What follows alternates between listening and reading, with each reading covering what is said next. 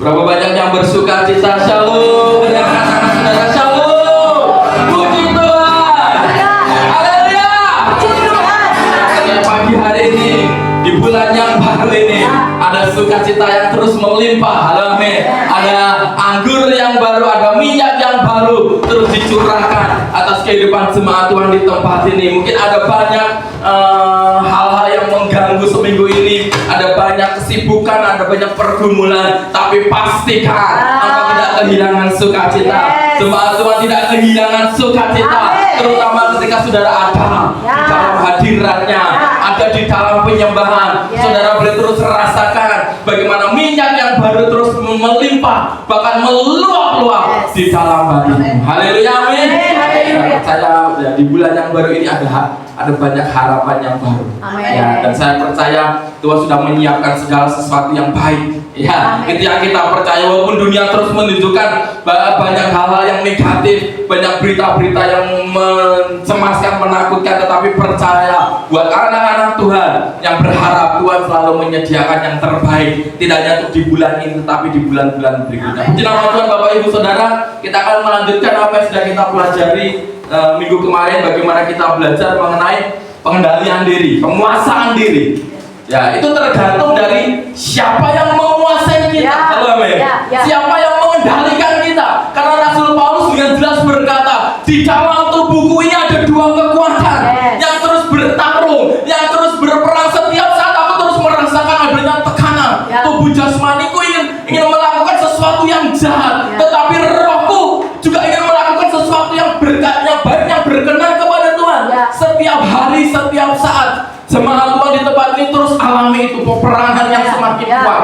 Ya, di satu sisi tubuh kita, ya di dalam ayat yang kemarin kita baca, pada dasarnya manusia itu suka, senang melakukan hal yang jahat. Ayatnya jelas, ya, ayatnya jelas kemarin di dalam Galatia 5 ayat 22 dikatakan di situ bahwa pada dasarnya manusia jasmani, tubuh manusiawi ini senang dan suka untuk melakukan hal yang jahat. Tetapi ingat bahwa ketika saudara percaya Tuhan curahkan rohnya, dan ketika roh itu masuk di dalam kehidupan kita, roh itu akan berusaha untuk menguasai.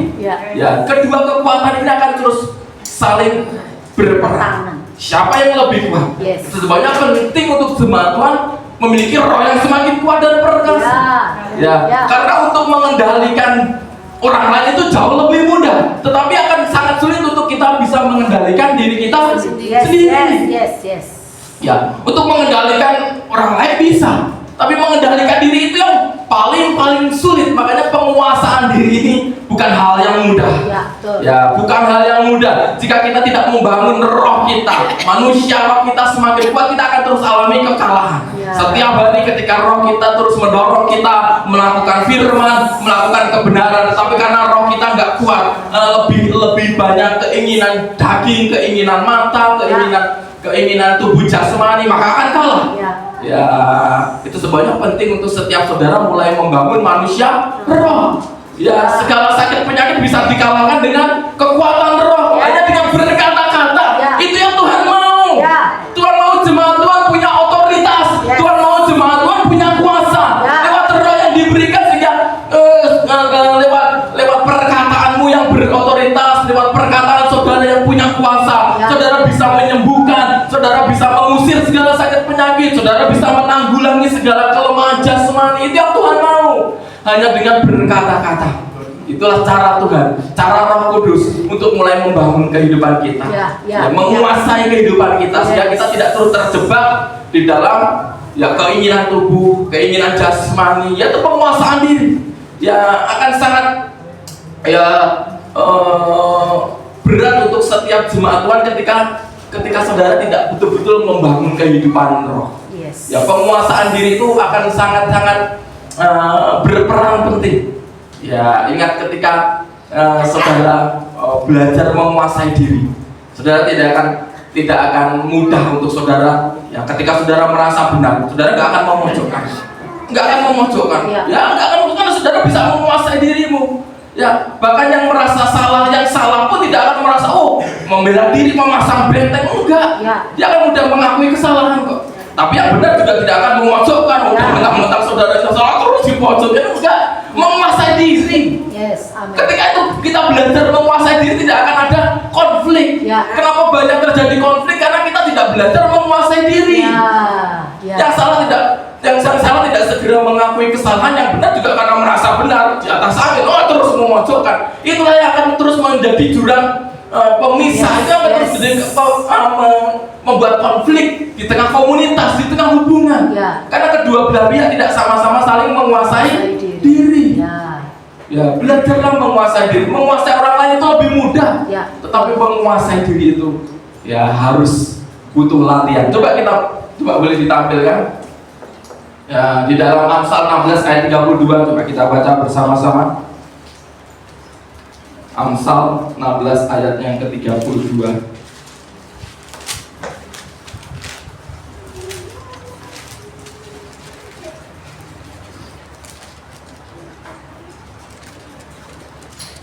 Sudah ketemu jemaat Tuhan? Amsal 16 ayat 32. Kita akan baca ayat ini bersama-sama dengan suara yang keras. Amsal 16 ayat yang ke-32, kita baca bersama-sama ayat ini. Demikian firman Tuhan. 2, 3. Orang yang sabar melebihi seorang pahlawan. Orang yang menguasai dirinya melebihi orang yang merebut kota. Ya, ada yang bawa HP di sini, saya minta tolong dibacakan dalam versi firman Allah yang hidup. Ya. Demikian firman Tuhan. Ya. Orang yang lambat marah lebih baik daripada orang yang perkasa.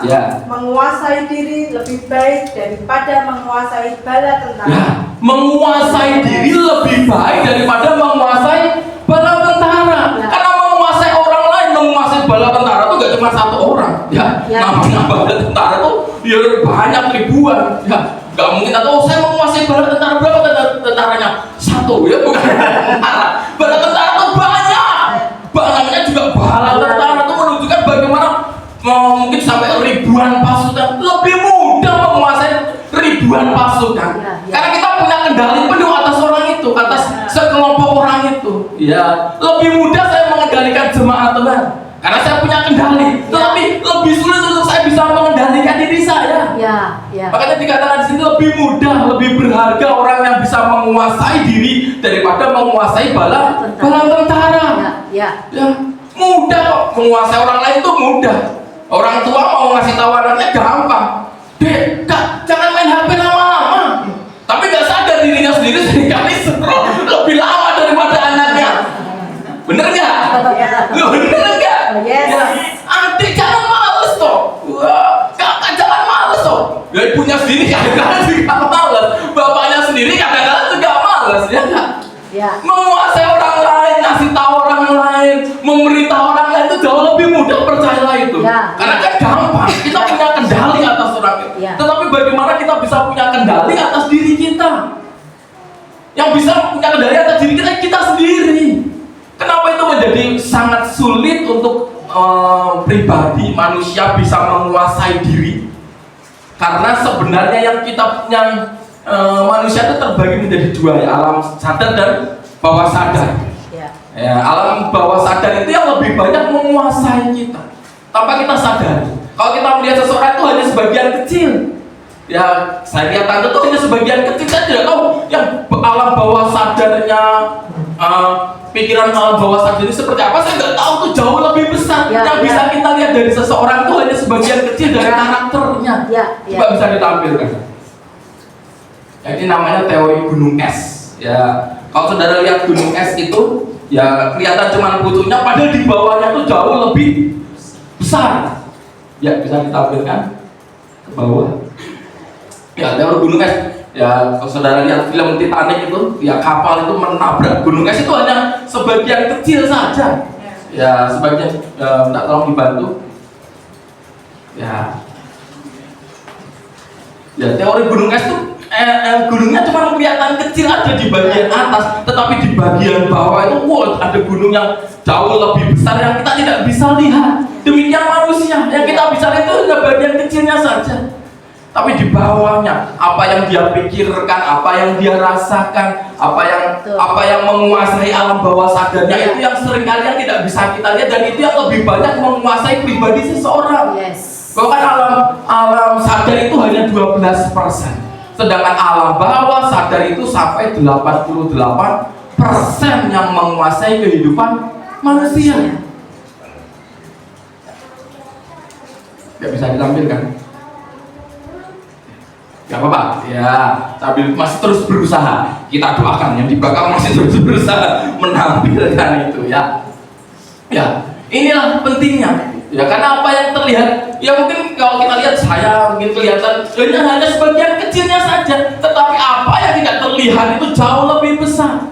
Ya, dipengaruhi dengan apa yang lebih banyak kita dengarkan, apa yang lebih banyak kita lihat. Nah, ini alam bawah sadar, pikiran sadar itu hanya 12%, tindakan, kebiasaan, perilaku, karakter itu hanya 12% yang bisa kita lihat. Makanya jangan tertipu, ya, jangan tertipu. Tindakan, kebiasaan, perilaku, karakter itu hanya 12%, yaitu hanya di atas. Tapi di bawahnya itu besar sekali. Alam bawah sadar itu yang menguasai manusia itu sampai 88%. Alam bawah sadar itu dipengaruhi dari apa yang kita dengar, apa yang kita lihat, apa yang kita baca, apa yang kita saksikan, apa yang kita rasakan, kejadian yang kita alami, kultur, adat istiadat, budaya, nilai-nilai kehidupan, lingkungan, cara kita berpikir, self-talk itu lebih banyak mempengaruhi kehidupan manusia. Itu sebenarnya kenapa firman Tuhan terus mendorong jemaat Tuhan, ayo lebih banyak baca firman. Ya, jangan banyak lihat-lihat hal-hal yang negatif supaya alam bawah sadar kita tidak terpengaruh. Kenapa manusia menjadi takut? Karena alam bawah sadarnya terus melihat hal yang menakutkan, dia terus membaca sesuatu yang menakutkan, sehingga alam bawah sadarnya terus dipengaruhi, sehingga dia nggak bisa menguasai dirinya. Dan biarkan firman Roh Kudus itu bekerja lebih dahsyat atas kehidupan jemaat Tuhan, menguasai yang 88 bahkan mungkin 100%, sehingga saudara punya kendali penuh atas kehidupan saudara. Halo, amin. Saudara punya kendali penuh. Jangan biarkan alam bawah sadar saudara terus dipengaruhi oleh roh-roh dunia, oleh apa yang saudara baca. Ya, hal-hal dunia, hal-hal yang menakutkan, berita yang menakutkan, jangan sampai itu terus mempengaruhi kehidupan jemaat Tuhan, sehingga saudara nggak punya kendali atas diri saudara sendiri, saudara nggak punya penguasaan diri. Ya, apa yang saudara, karena ketika ada 88% ini lebih banyak ya hal-hal dunia, itu akan mempengaruhi tindakan, kebiasaan, karakter. Kan 88% jauh lebih besar daripada 12%. Yang tanpa disadari, tindakan, kebiasaan, perilaku, karakter itu dipengaruhi alam bawah sadar saudara. Kenapa saudara sering merasa khawatir? Tanpa saudara sadari, alam bawah sadar saudara sebenarnya saudara khawatir, sehingga saudara terus merasa, saudara harus terus ya mengumpulkan uang. Kalau saudara tidak bekerja dan sebagainya, takut saudara. Karena apa? Alam bawah sadar saudara terus dipengaruhi oleh hal-hal seperti itu. Ya, ketika alam bawah sadar saudara dipengaruhi oleh firman, ya, apa yang saudara baca, apa yang saudara perkatakan, deklarasi firman itu sebenarnya kita sedang berusaha mempengaruhi alam bawah sadar kita. Mungkin tubuh kita lemah, mungkin tubuh kita sedang sakit, tetapi karena kita berani berkata, oh aku sembuh, aku sehat, saat ini aku usir segala sakit penyakit, alam bawah sadar kita akan terpengaruh. Dan ketika roh itu menguasai alam bawah sadar kita, menguasai diri kita, maka segala kelemahan itu akan hilang dengan sendirinya, segala sakit penyakit itu akan hilang. Itu kata Roh Kudus. Saudara punya kuasa. Ya, karena roh itu sudah dicurahkan, saudara punya kuasa, saudara punya kendali atas kehidupan saudara. Tanpa saudara menguasai diri, tanpa saudara bisa mempengaruhi alam bawah sadar saudara yang 88% ini, saudara akan terus berjalan dipengaruhi bukan oleh pekerjaan firman dan roh, tetapi apa yang saudara baca, apa yang saudara lihat, apa yang saudara saksikan. Ya, makanya berhati-hati ketika saudara punya anak kecil.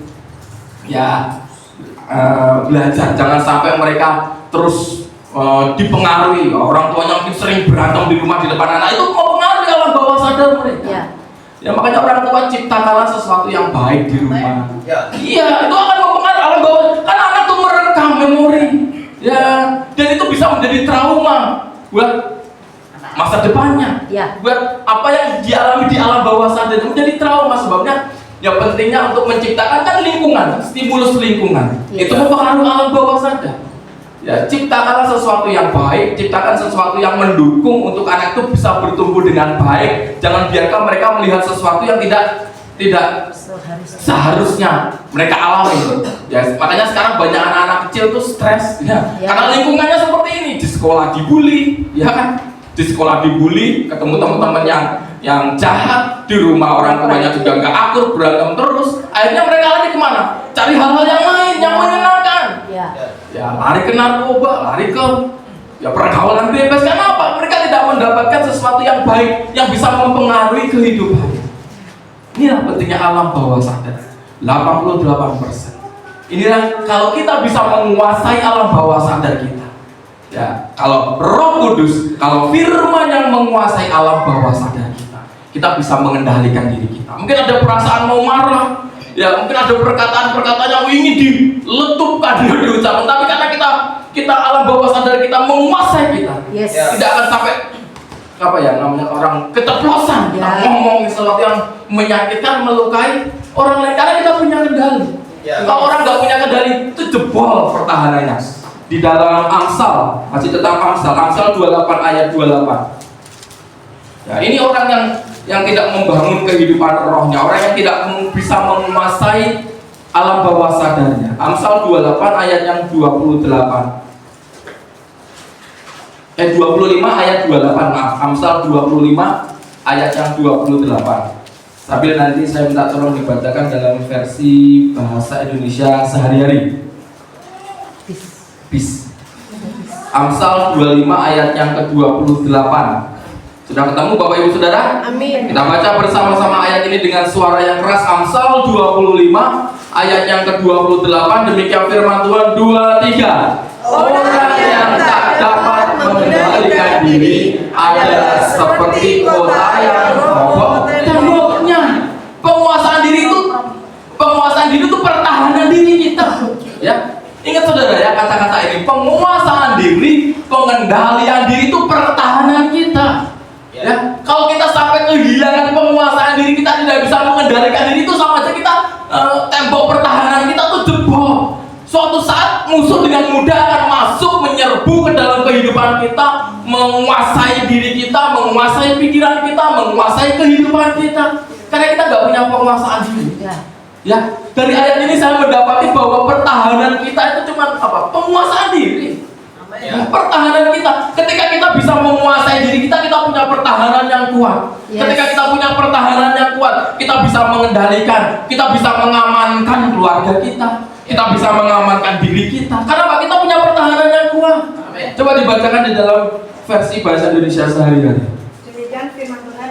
Orang yang tidak dapat menguasai dirinya adalah seperti kota yang telah runtuh pertahanannya. Ya, kota yang sudah runtuh pertahanannya, udah gak ada temboknya lagi. Ya, orang bisa dengan mudah masuk, orang bisa dengan mudah melihat kehidupan kita. Oh ternyata si orangnya pemarah ya, kita kelihatan jelek ya, karena kita gak bisa mengendalikan emosi kita.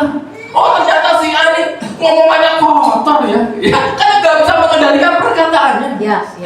Saya barusan saya dapat manajer yang baru.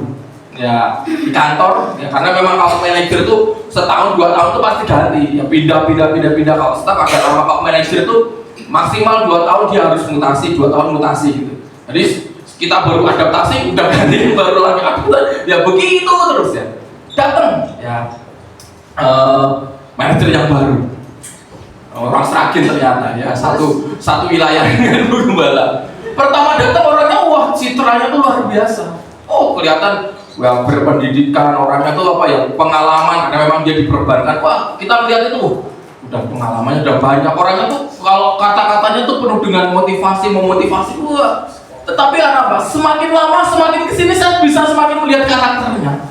Ya, kalau sudah marah kata-kata kotor keluar, ternyata orangnya tidak semanis, tidak sebagus yang saya kira. Ya, pertama ketemu saya lihat, bagus nih orangnya, berpendidikan, dari perkataannya kan kelihatan dia ketika memimpin briefing gitu, wah motivasi. Lama-kelamaan saya ketika kemarin sistem down, ya ternyata dia sistemnya belum siap, IT-nya nggak support dan sebagainya, mulai dia mengeluarkan wah kata-kata kasar, kata-kata kotor Dan setelah itu hari demi hari semakin banyak hal yang buruk muncul dan terlihat dari dalam dirinya.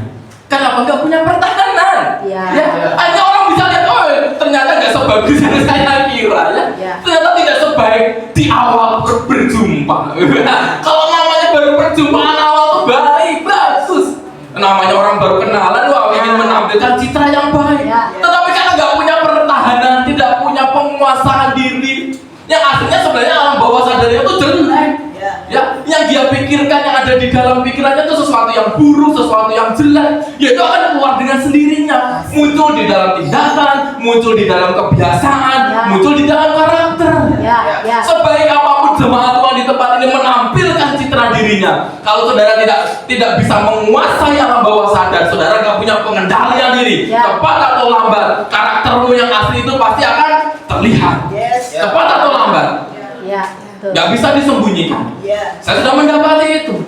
Ya gak bisa disembunyikan, karakter asli itu akan cepat atau lambat akan terlihat ketika jemaat Tuhan tidak punya pengendalian diri. Karena itu pertahanan kita.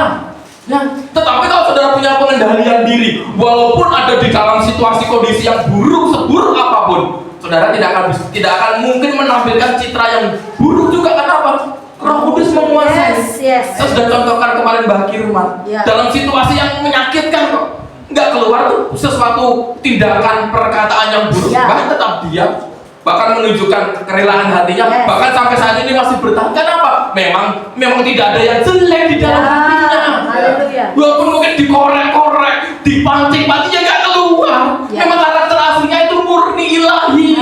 Tetapi kalau dia tidak membangun kehidupan rohnya, itu hanya manis di awal saja. Percayalah itu. Hanya manis di awal. Orang wah kelihatannya baik dia nih, baik bagus ya. Tetapi ketika saudara terus berinteraksi, bersinggungan, ada banyak hal yang akan, ya namanya orang terus berinteraksi itu kan pasti ada konflik ya, pasti besar kecil itu pasti ada. Dan baru terlihat karakter aslinya, baru terlihat. Ya cepat atau lambat, karena nggak punya pertahanan. Orang yang tidak bisa menguasai diri seperti kota yang jebol, yang runtuh temboknya, kelihatan jelas. Ya. Orang mudah saja menyerang, ya musuh kuasa kegelapan mudah saja menyerang. Orang bisa melihat dengan jelas karakter saudara yang buruk karena saudara nggak punya pertahanan. Bukan berarti saudara punya karakter buruk terus saudara, ya bukan karakter buruknya yang ditutupi, tetapi karakternya yang harus dibenahi, karakternya yang harus dipulihkan. Lewat pengendalian diri. Ya ingat itu, pengendalian diri, penguasaan diri itu pertahanan saudara. Tanpa itu, saudara akan terus alami, ya diserang habis-habisan oleh kuasa kegelapan. Ya, ketika kuasa kegelapan menguasai kau, ya tindakan karakter itu muncul dengan sendirinya tanpa saudara sadari, kan nggak sadar. Ya penguasaan diri kemampuan seseorang untuk mengendalikan dirinya secara sadar. Ya kemampuan seseorang untuk mengendalikan dirinya secara sadar. Kalau saudara nggak punya pengendalian diri, nggak sadar. Ya, saudara melakukan yang jelek pun saudara nggak sadar, orang lain yang melihat. Oh ternyata tante tuh kayak gitu tuh. Tante sendiri nggak sadar. Sepertinya tante baik-baik saja, orang lain yang melihat kan gitu. Oh ternyata, untungnya tante enggak. Ya, selalu menampilkan citra yang baik karena memang dalamnya sudah dipulihkan. Nggak ada sesuatu yang buruk, makanya selalu menampilkan yang baik, sukacita, membangkitkan. Kenapa? Memang itu yang ada di dalam diri. Terus jaga itu, benteng itu jangan sampai runtuh. Kalau benteng itu runtuh, kuasa kegelapan masuk, dia akan merubahkan segala yang baik, segala pekerjaan yang baik yang Tuhan sudah taruhkan akan diganti dengan sesuatu yang buruk. Karakter yang buruk. Ingat, penguasaan diri, pengendalian diri itu pertahanan kita. Terus kita bangun manusia roh kita, menguasai alam bawah sadar kita. Jangan sampai kita tidak memiliki kekuatan secara roh sehingga kita dengan mudah kita melakukan sesuatu yang buruk. Kita dengan mudah kita memikirkan sesuatu yang buruk. Dengan mudah kita memperkatakan sesuatu yang menyakitkan. Terus kendalikan. Ya ingat, Roh Kudus yang mengendalikan kehidupan saudara. Izinkan Roh Kudus, katakan sama-sama, aku izinkan Roh Kudus mulai dari saat ini berkuasa, berdaulat di dalam diriku, mengendalikan aku, menguasai aku, pikiranku, perkataanku,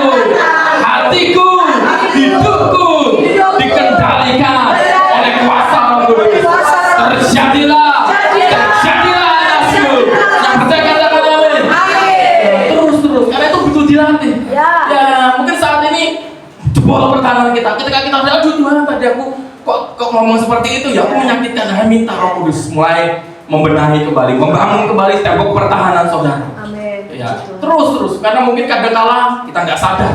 Kita mengucapkan sesuatu yang menyakitkan, kita melakukan sesuatu yang menyakitkan teman kita, melukai, menyinggung saudara kita. Nggak sadar namanya, orang nggak sadar. Tetapi kelihatan dengan jelas karena tembok pertahanannya sudah runtuh. Ya, sekali lagi, menguasai orang lain bala tentara itu mudah. Ya, mudah. Yes. Ya, mudah. Ya, tetapi menguasai diri. Ya, menguasai diri itu jauh lebih sulit karena ada banyak hal yang tidak bisa kita kendalikan secara sadar. Yang bisa kita kendalikan secara sadar cuma 12%. Yang tidak bisa kita kendalikan secara sadar atau alam bawah sadar kita itu 88%. Ya, di penelitiannya seperti itu dan memang benar. Ya, yang jauh yang terpendam di dalam diri kita yang tidak kelihatan itu jauh lebih besar. Tidak bisa kita kendalikan secara manusia. Yang bisa siapa? Ya Roh dan Firman. Makanya apa yang kita dengar, apa yang kita lihat, baca, saksikan, rasakan, teruslah sesuatu yang baik. Amin. Ya, saya kalau lihat berita, kalau berita-berita yang menakutkan ganti aja. Takut lihat daripada nanti terpengaruh. Ya, film horor, nggak usah lagi. Daripada terpengaruh sesuatu yang buruk kok kita tonton, ya sudah lewatkan saja. Ya, tontonlah sesuatu yang baik yang mendatangkan sukacita. Bacalah sesuatu yang baik. Ya, itu lebih banyak itu mempengaruhi kehidupan kita, alam bawah sadar kita. Tanpa kita sadari kok. Ya, yang bisa mengendalikan adalah diri kita sendiri. Ingat, pertahanan kita hanyalah pengendalian diri, penguasaan diri. Itulah pertahanan kita. Orang yang bisa menguasai diri itu seperti orang yang memiliki pertahanan. Nah, tapi kalau penguasaan dirinya jebol itu sudah runtuh, terlihat semua skala keburukannya. Pastikan jemaat Tuhan di tempat ini terus dibawa Tuhan, dibawa oleh Roh Kudus, terus dibangun manusia rohnya. Tubuh itu lemah, ya daging itu lemah, harusnya gampang untuk dikalahkan. Kalau roh kita kuat, kalau roh kita perkasa, kalau roh kita terus dilatih dan dibangkitkan, maka dengan mudah kita bisa menguasai daging. Maka dengan mudah kita bisa mengendalikan diri kita.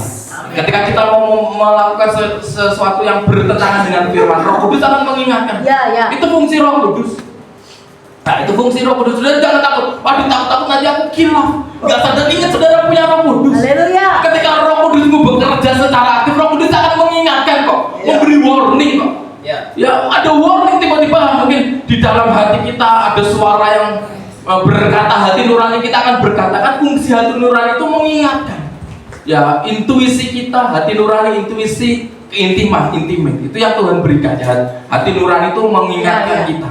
Ketika kita mau atau sudah melakukan kesalahan, hati nurani itu akan terus berbicara. Ya, izinkan hati nurani kita dipulihkan oleh Roh Kudus sehingga ketika kita melakukan segala sesuatu mungkin kita nggak damai sejahtera. Ya, sering ketika kita melakukan sesuatu, kok aku nggak damai? Berarti ada sesuatu yang salah, ada sesuatu yang tidak benar. Atau kita mau melakukan sesuatu atau kita mau berjalan melangkah tiba-tiba kok aku gak damai sejahtera. Itu Roh Kudus. Roh Kudus sedang memberi warning, memberi peringatan, memberikan alarm, ya, memberikan kendali atas hidup kita supaya kita tidak melanggar batas. Roh Kudus memberikan kita kendali. Jadi jangan takut. Teruslah saudara, terus bangun kehidupan roh. Ya, bangun roh yang semakin kuat sehingga saudara memiliki pertahanan. Puji nama Tuhan. Firman Tuhan tidak saya panjang lebarkan.